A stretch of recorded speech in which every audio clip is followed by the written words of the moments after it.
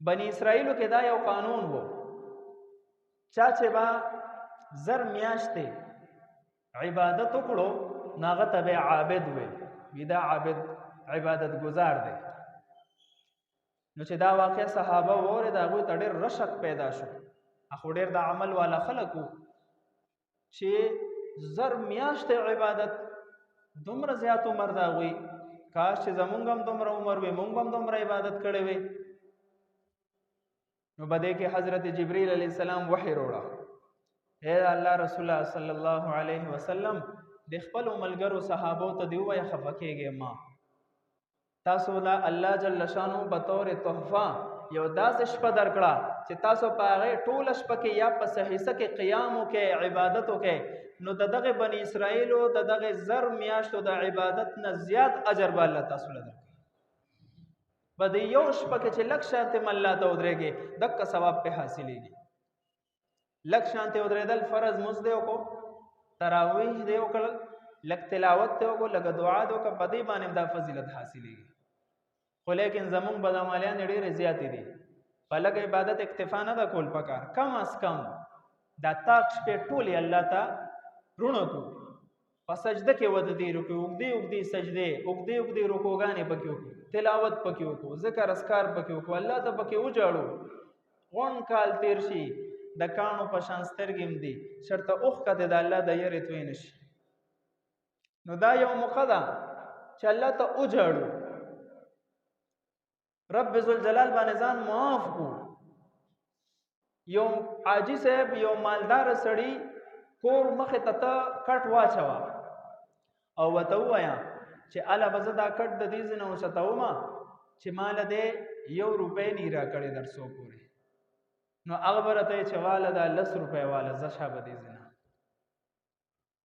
نو رب ذوالجلال د کون اور د مکان مالک، د دنیا او د آخرت مالک، رب لا یزال د دوانو جهان مالک، زمونږ استاد مربی داغه په دسته قدرت کې څه نشتا.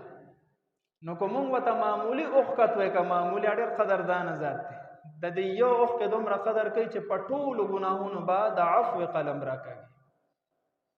خو چې لږ خو ته مونږ دایره شو کنه، لږ خو ته الله نه وغواړو کنه، وقال ربكم ادعوني استجب لكم، اے بندگانو مانا وغواړئ زه ستاسو دعا قبولوم، او په نغوستو چې مونږ د الله نه نه غواړو الله په خبر کېږي، داسې قدردانه ذات دی، ایمان وغواړه صرف.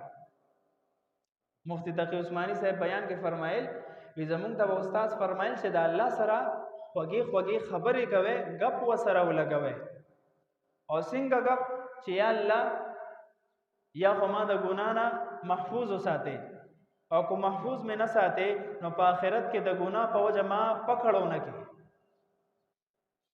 یا مې د ګنا نه محفوظ وساتي او یا مې د ګنا په وجه اسنه چې په آخرت کې مې پکړو کې. دا سه انداز سره الله سره خبرې وکړه. یو ځل امام قرطبي رحمه الله لیکلی دی، نبی علیہ الصلوۃ والسلام د سلوړو دغه سړو تذکرہ وکړه. هغه داسې خلکو عبد الله 80 سنه ولم يعصوه طرفه عين، هغه سلوړ د بنی اسرائیل داسې سړیو چې اتیا کال د الله داسې عبادت کړو چې د سترګو د رف مطابق چرته نافرمانی نه وکړي.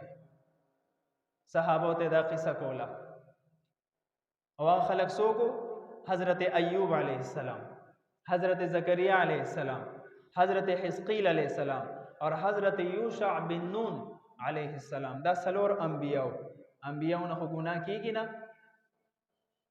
نو صحابه ډېر رشک واغستو چې کاش مونږ تم دسه عبادت مکمل شي، مونږ هم دسه عبادت وکړو. نو جبرئیل علیہ السلام راغله چې خپل ملګرو ته وایي دا الله رسوله چې خفکیږي ما الله یو داسې شپه تاسو له درکړه کو بدیش په کې تاسو قیام وکړو، نو دغه انبیاء ته چې بده 80 سال باندې کم عبادت باندې کم ثواب ملو شوی دی، د دین افضل ثواب الله تاسو له درکړي. د انبیاء د عبادت نه هم زیات. او قرآن کې الله فرمایي لیلۃ القدر خیر من الف شهر. دا نه دی ویل چې زر میاشت دی، د زر میاشتو نه افضل اوس افضل او زیات څومره دا د الله په علم کې نو بده